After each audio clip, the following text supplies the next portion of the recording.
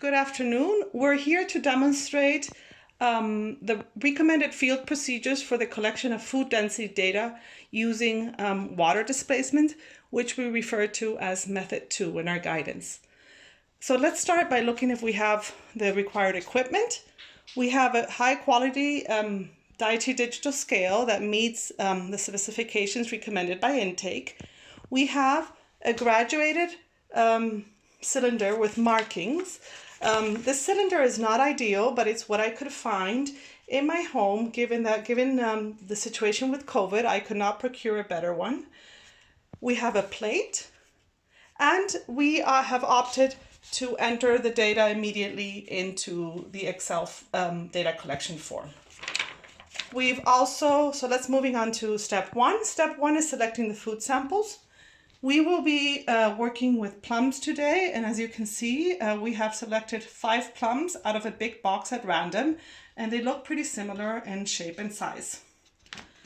So today my assistant will be Liam, and he will be conducting the measurements. So moving on to step 2, we're going to determine the precise weight of the plate. So Liam, please go ahead and turn on the dietary scale. Wait for it to mark 0 and place the plate on the scale.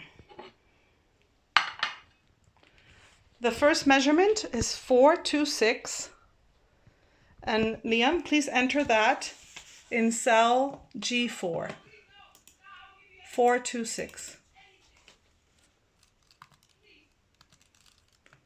Perfect. Now please go and do a second measurement. So remove the plate. Press this T button where it says T hold. Wait for it to go back to 0. Place the plate back on. And then record this weight as 424.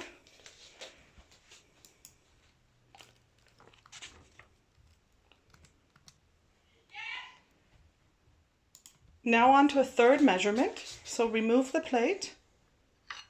Press the T on the scale. Gently. Wait for it to go back to 0. Place the plate back on the scale.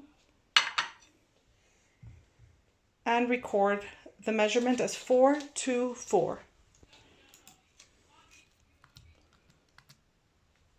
Okay, you will see that the Excel form has now calculated the average of 3 measurements to the nearest gram, and this plate weighs 425 grams. Moving on to step 3, we will determine the precise weight of the food samples. So Liam, please remove the plate. Press tar, make sure it's on 0. Okay, put the plate back on then. Just needed to double check that. Place the weight, place on the scale. Please put the first plum on the plate and then record the weight as 465. And that goes in cell 12B. 465. Perfect. Now that we have done the weight for 1 plum, we should really repeat this for 5 to 8 plums, but I'll just do it for 1 plum for now. So the next step is determine the precise volume of the food sample. So I will remove this. Liam, can you please get the measuring cylinder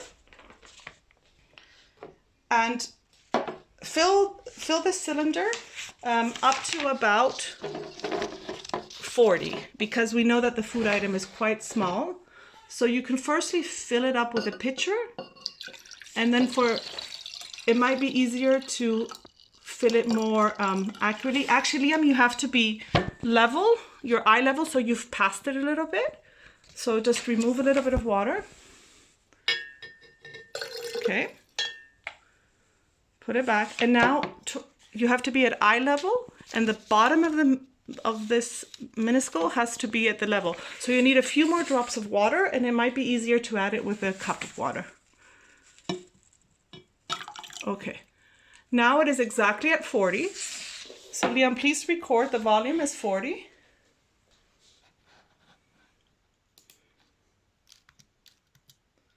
Great.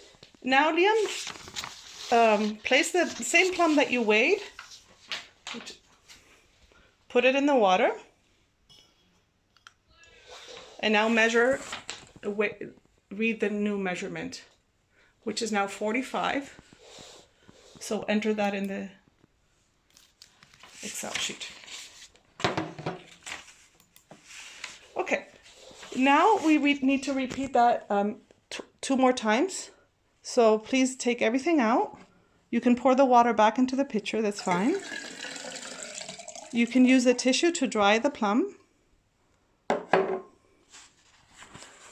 And you will fill this up again to around 40, to exactly 40.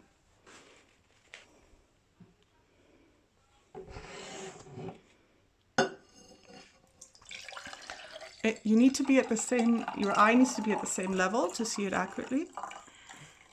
It's perfect, so record 40. And now put the same plum in, which you've dried. And record this new measurement, which is 45.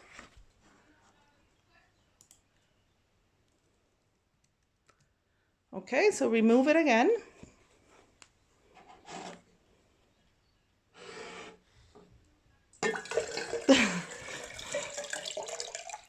Okay, now you need to dry everything,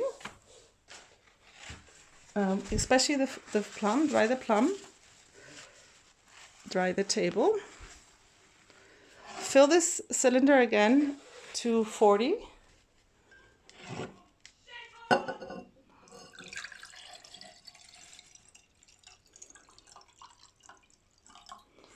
You passed it a little bit, so take a little bit out, Liam.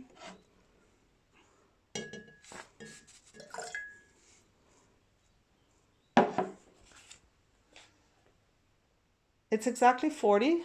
Wait till it stops moving and then record. It's 40. Can you record 40?